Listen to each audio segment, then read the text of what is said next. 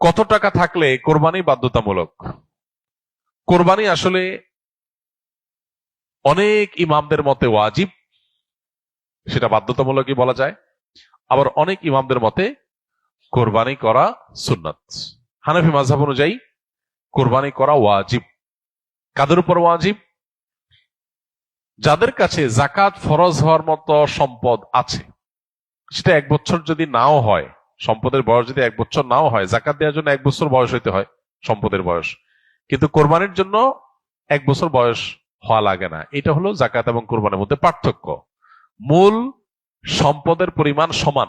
জাকাতের জন্য যে পরিমাণ সম্পদ লাগে, কোরবানি করতেও সে পরিমাণ সম্পদ লাগে। এখন 83 বা 85 গ্রাম, বা আমরা রূপায় ভরিতে বললে 52.5 ভরি রূপার মালিক অথবা রূপা কেনার মতো টাকা কারো কাছে থাকলে তারপরে হজ, তারপরে কোরবানি আবশ্যক বা ওয়াজিব। তো এইটার বাজার মূল্য এখন হিসেব করলে 80-85 হাজার টাকা প্লাস মাইনাস হয়, খুব বেশি না।